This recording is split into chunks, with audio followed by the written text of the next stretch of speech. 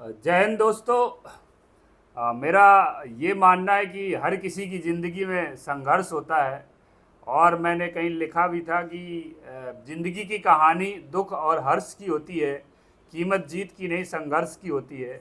और हर कोई संघर्ष करता है, और लेकिन जब संघर्ष सफलता में बदलता है तो लोग सुनते हैं और लोग उसको आत्मसात करते हैं, उससे प्रेरणा लेते हैं। हमारे साथ आज अंकित राय जी हैं। ये पहले पुलिस वाले थे हमारे बटालियन में, और आज सीटीओ बन गए हैं, कमर्शियल टैक्स अफसर। एमपीपीएससी से सेलेक्ट हुए हैं। मिलने आए, मैंने इनकी जब कहानी सुनी तो मुझे लगा कि ये शायद किसी बच्चे को, किसी युवा को प्रेरणा देगी, क्योंकि ये कहानी बिल्कुल उतनी ही सच्ची है और अच्छी भी है और प्रेरणादायी है, जितनी मतलब हम लोगों के दैनिक जीवन में आती है। हम लोग समस्याओं से ग्रसित होते हैं। अंकित राय जी, बिल्कुल आपका बहुत बहुत स्वागत है। Thank you sir, thank you sir. और मैंने पहले भी बोला था कि किस्मत मेहनत से चमकती है, संघर्ष से निखरती है। किस्मत मेहनत से चमकती है, संघर्ष से निखरती है। जिंदगी किसी की भी हो, धीरे धीरे सजती संवरती है। इस तरह से अंकित राय जी अभी सच संवर कर बड़े खूबसूरत बन गए हैं, सिर्फ दूल्हा बनना बाकी है। तो आज मैं पूछूंगा अपने बारे में थोड़ा सा। पहले बताइए, आप किस फैमिली से हैं, कहाँ के रहने वाले हैं, पूरा बैकग्राउंड। जी सर। सर मैं धार जिले के घाटा बिल्लो गांव का रहने वाला हूँ। वहाँ पे मेरी मम्मी का शुरू में ही डाइवोर्स हो गया था जब मैं छोटा था, मुश्किल से 6 महीने का भी नहीं होऊंगा। तो मेरी जो पूरी परवरिश हुई वो नाना के घर पर हुई है। और मम्मी ने बहुत संघर्ष किया है मुझे पढ़ाने के लिए। और तो मेरा बैकग्राउंड यही है सर कि मैं एक छोटे से गांव घाटा बिल्लोद का रहने वाला हूँ जो धार जिले में आता है सर। अच्छा, धार जिला पर बहुत दूर, ग्वालियर में नौकरी कर रहे थे। हाँ सर। नहीं तो फिर आपके पिताजी हैं अभी? पिताजी शायद हैं सर, मुझे उनके बारे में कुछ पता नहीं है।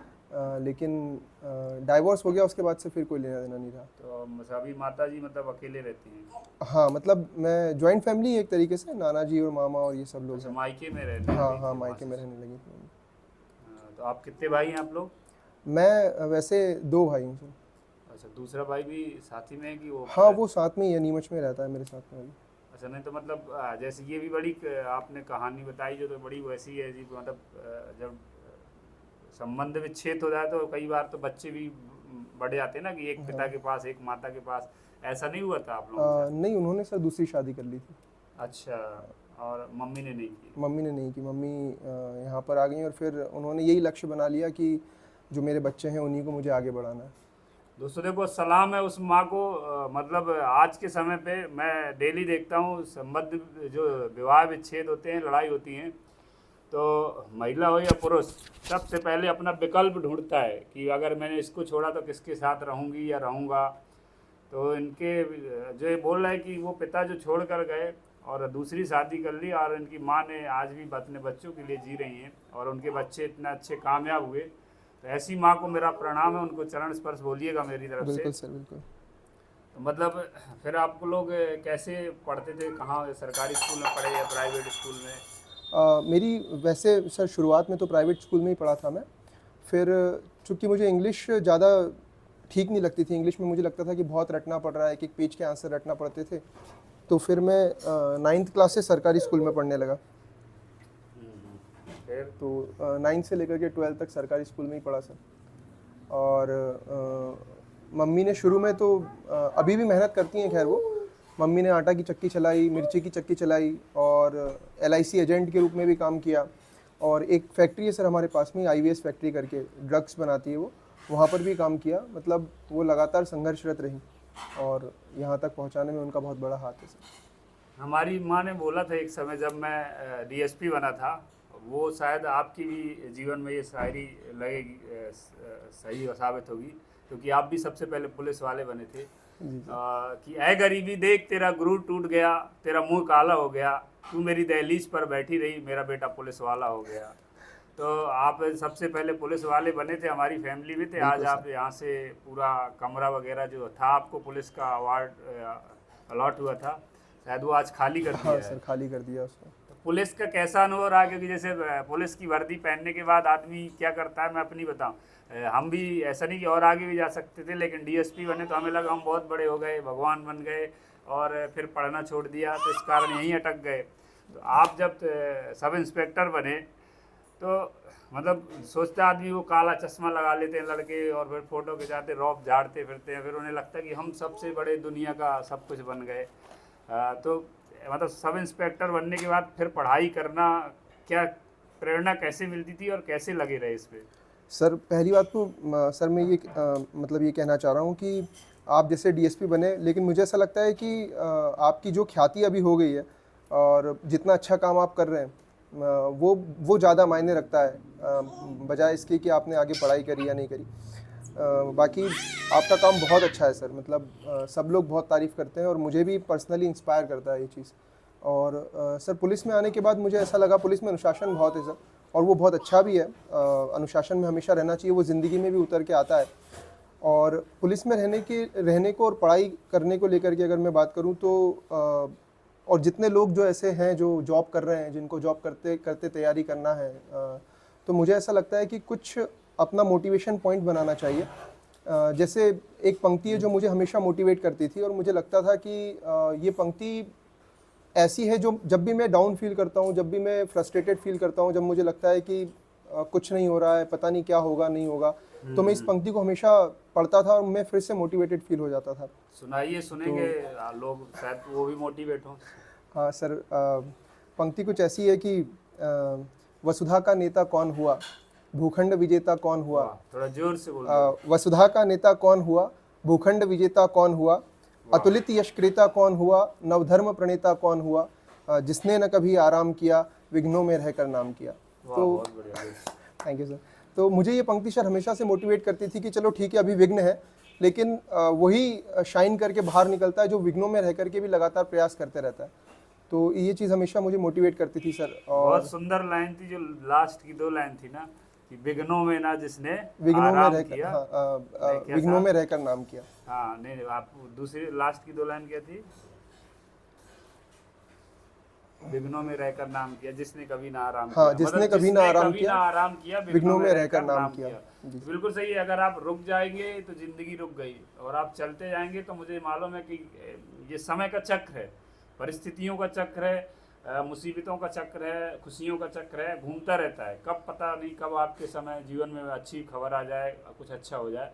पर अगर हम रुक जाएंगे तो फिर हम वहीं के लिए, और रुकी हुई चीज़, रुका हुआ पानी सड़ जाता है, उसमें फिर कीड़े पड़ आ जाते हैं, गंदगी आ जाती है, एक समय वो नाले की तरह बन जाता है। जो बहता हुआ पानी है उसे पता है कि कहीं ना कहीं अपने आप शुद्धिकरण भी होता है। तो जीवन में बढ़ते रहना चाहिए। दूसरा अंकित भाई, अभी आप ही बड़े भाई हो घर में, तो बहू तो होगी नहीं, तो मम्मी तो दबाव डालती होंगी, और आप पीएससी निकल जाए तो मैंने पीएससी के लिए लिखा था कि लोग खुशियां मनाते हैं, मिठाई लेकर आते हैं, उससे ज़्यादा लोग रिश्ते लेकर आते हैं। जी सर, और जो कभी मतलब पूछते भी नहीं थे वो लोग भी ऐसे ऐसे फ़ोन लगाएंगे, बड़े बड़े आएंगे, लगेंगे जैसे मतलब हमने वो कर दिया हो, और लास्ट में फिर वो रिश्ते की बात करे लगेंगे हमारे बड़े बुजुर्गों से। जी तो सर। ऐसा भी तो मम्मी परेशान हो गई होंगी, बहुत सारे लोग पूछते होंगे। हाँ सर, शादी की बहुत ज़्यादा बातें चल रही हैं अभी, बहुत सारे रिश्ते भी आ रहे हैं और मुझे लगता है कि शायद इस साल के एंड तक या फिर अगले साल तक हो ही जाएगी शादी। चलिए, अच्छा है, शादी कर लें, और शादी के बाद फिर पत्नी से लड़ाई भी करनी पड़ती है, तो वो भी ज़रूर करेंगे। वो सभी के जीवन में होती है, लेकिन वो प्रेम की लड़ाई है। हाँ सर, वो हम तो हमेशा लोगों को सीख देते हैं। आपको अभी अनुभव तो नहीं होगा, लेकिन ये ज़रूर लोगों को बताओ कि शादी के बाद कैसे रहना चाहिए। हाँ सर, मुझे तो लगता है मिलजुल के रहना चाहिए। उसी में सार है और आगे चल के वही साथ देगा। मिलजुल कर ही रहते हैं लोग, फिर भी बहुत सारी शिकायतें आती हैं। मुझे लगता है 20% पुलिस में जो रिपोर्ट आती है इसी की आती है, फैमिली की, फैमिली डिस्प्यूट की। तो कहीं ना कहीं एक ईगो प्रॉब्लम होती है, वो नहीं होना चाहिए। और ये आप अभी जैसे क्या पढ़ते थे, कैसे पढ़ते थे? जैसे आपके पास मान लीजिए एक कॉपी है, जी सर। पेन है, पेन का पेन कहाँ गया है? लड़का ले गया क्या पेन हमारा? हम लिए थे, मेरी तो नीचे नहीं। कहाँ है पेन? चलो, ये हाँ ये सर, इसमें बताओ, ये मान लो आपको एक कैसे पढ़ते थे, क्या स्ट्रेटजी थी, टाइम कैसे निकालते थे पुलिस की नौकरी में से? सर सबसे पहले तो मैं ये कोशिश करता था कि जितना मुझे घर पे टाइम मिल रहा है उसमें मैं ज़्यादा से ज़्यादा पढ़ना प्रेफर करता था, और जो रिवीजन वाला पार्ट है उसके लिए मैं मोबाइल में फ़ोटो खींच लेता था। ऑब्जेक्टिव करना है तो वो भी मोबाइल में मैं फ़ोटो खींच लेता था, और जब भी मुझे लग रहा है कि ट्रैवल करना पड़ रहा है, या मैं जैसे नोटशीट साइन कराने जा रहा हूँ तो मुझे लग रहा है कि खड़ा रहना पड़ रहा है, समय लग रहा है, तो वहाँ पर मैं फिर मोबाइल से रिवाइज़ करता रहता था। लोगों को ये लगता था कि मैं मोबाइल चला रहा हूँ, पर एक्चुअल में मैं मोबाइल में पढ़ रहा होता था, रिवाइज़ कर रहा होता था और ऑब्जेक्टिव सॉल्व कर रहा होता था। वाह क्या कितनी अच्छी बात बोली कि मैं मोबाइल नहीं चलाता था, लेकिन लोगों को लगता था कि मोबाइल चला रहा है, लेकिन वो मोबाइल मतलब पढ़ाई ज्ञान की बातें होती हैं। जी सर। तो ये चीज़ होती है जो इनने बहुत बड़ी बात होती है रिवीजन की। मैं पहले भी लोगों को बता चुका हूँ, मैंने कहीं 4 लाइन लिखी थी इस पर कि मैं आंख बंद कर उसका चित्र बना लेता था, मैं आंख बंद कर उसका चित्र बना लेता था, अंधेरे में भी उसका अंग अंग सजा लेता था, उसे भूलना चाहता था फिर भी नहीं भूल पाता था, क्योंकि मन ही मन कई बार दोहरा लेता था। बहुत तो बढ़िया मेरी सर। पढ़ाई हर किसी की स्ट्रेटजी यही होती है। आप 24 घंटे किताबों से नहीं लग सकते हो, आप 24 घंटे बिल्कुल नहीं सर। जाग सकते हो, क्योंकि आप एक इंसान हो, समाज में रह रहे हो, व्यवहारिक जीवन भी जीना पड़ता है, कोई आता है तो मिलना पड़ता है। लेकिन अगर आप मन ही मन काम कर रहे हो, अपने लक्ष्य के लिए लगे हुए हो, तो उसके लिए कोई नहीं रोक सकता। ज़्यादा से ज़्यादा बिल्कुल आप सर। यही कहेगा कि यार इसका ध्यान पता नहीं कहाँ रहता है, ना तो ढंग से बात करता है, बोलने दो, क्या सही फ़र्क बात है। पड़ता है। सही तो बात है सर। आपने बहुत अच्छा किया इस बात को, मुझे भी अच्छा लगता है। अच्छा, ये एक और सवाल होता है, पुलिस विभाग में बॉस होता जी है, sir. Boss is always right, yes sir. अनुशासन रहता है। कभी ऐसा आया किसी अधिकारी ने डांटा हो आपको? सर ऐसे तो बहुत कम चांसेस रहे, जनरली जो सीओ सर रहे हैं जितने भी, उन्होंने अच्छे से ही बात करी हमेशा।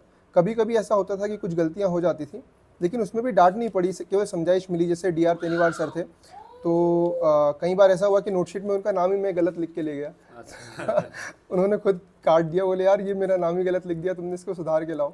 ऐसा 2-3 बार गलती हुई, लेकिन उन्होंने कभी डांटा नहीं, मतलब अच्छे से ही समझाया कि गलत कर दिया, इसको सही कर लो। तो सीनियर अधिकारी का हाथ बहुत ज़रूरी है। हम भी जब फॉरेस्ट गार्ड थे तो हमारे डीओ सर थे, बहुत जी सर। उनका सहयोग था, एसडीओ साहब थे, उनका बहुत सहयोग रहा था।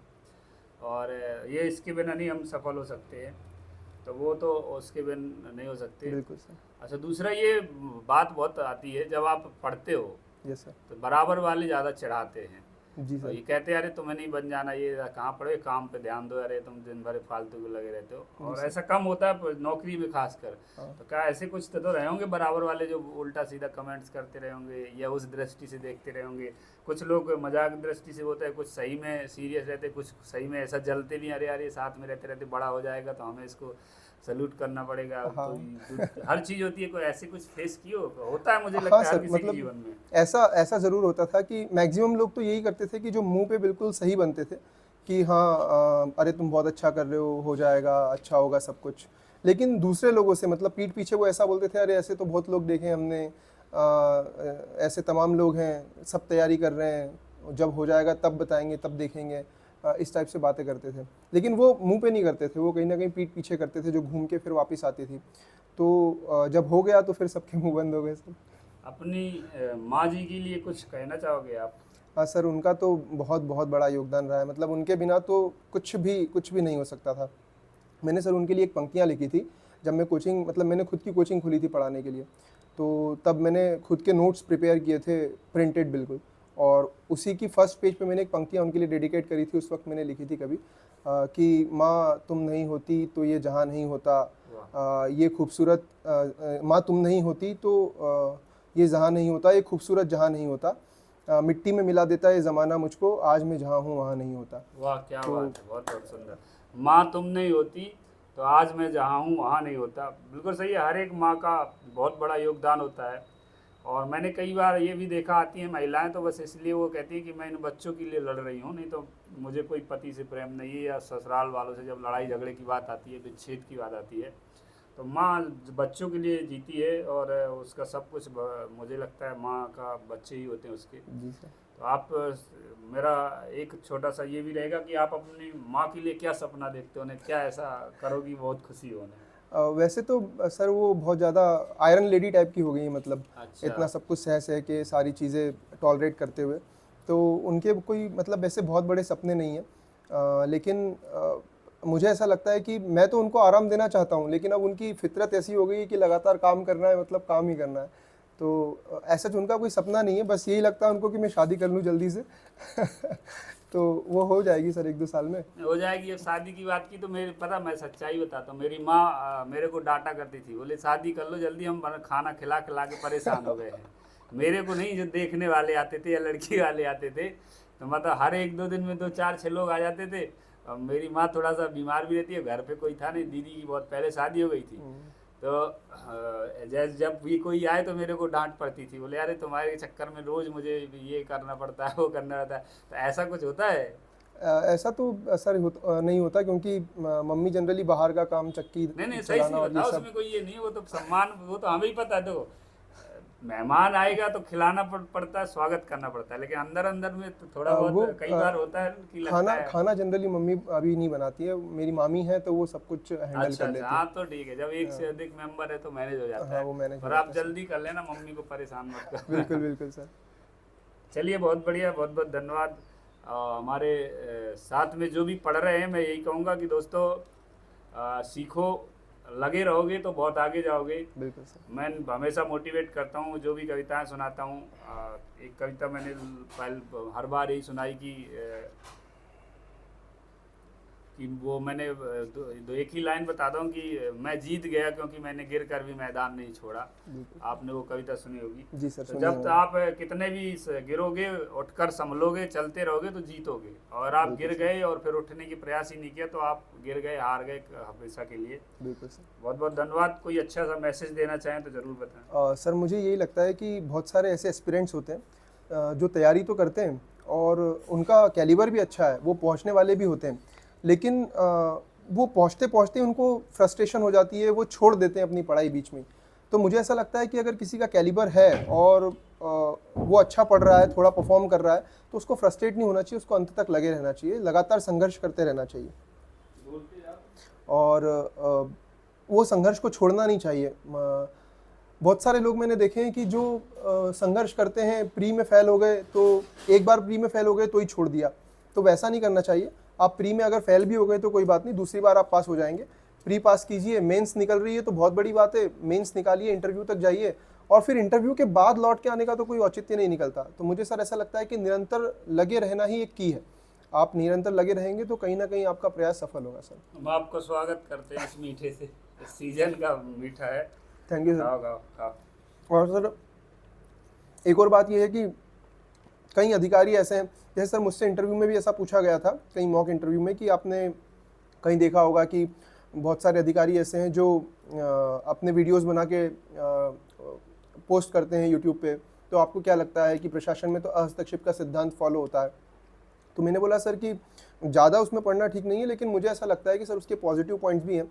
जैसे सर आपको मैं देखता हूँ और कई लोग ऐसे देखते हैं तो वो मोटिवेटेड होते हैं, उनको पुलिस की कार्यप्रणाली समझ में आती है कि पुलिस का पॉजिटिव साइड भी कुछ है, तो उसका पॉजिटिव इफेक्ट बहुत ज़्यादा है। वो लोग पुलिस में आने के लिए प्रेरित होते हैं, वो जो पुलिस से डर है, पुलिस से जो घबराहट है उनकी, वो थोड़ी कम होती है। उनको लगता है कि पुलिस का एक संवेदनशील चेहरा भी है। और जैसे कि हमारा पुलिस विभाग सर कोशिश कर रहा है कि हम संवेदनशील पुलिसिंग करें, हम सामुदायिक पुलिसिंग करें, लोगों को लेकर के साथ में चले, तो उसको भी बढ़ावा मिलता है सर। तो सर आप भी बहुत ज़्यादा प्रेरित करते हैं, मुझे भी प्रेरित करते हैं, और सर बाकी लोग जो हैं हमारे साथ वाले, हमारे छोटे भाई बहन, सब लोगों को सर आप बहुत प्रेरित करते हैं सर।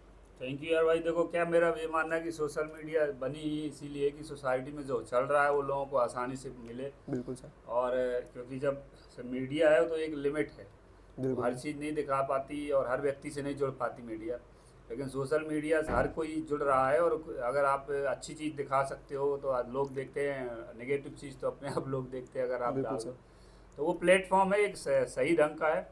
अगर कोई हमारी बुराई बता रहा है, कोई हमारी बुराई दिखा रहा है, तो सोशल मीडिया एक ऐसा प्लेटफॉर्म है जो हम अच्छा काम कर रहे हैं, हमारे दिन भर मेहनत करते हैं, उसका हम कुछ अंश भी दिखा सकते हैं। बिल्कुल सर। तो उससे कहीं ना कहीं एक अच्छा बदलाव होता है।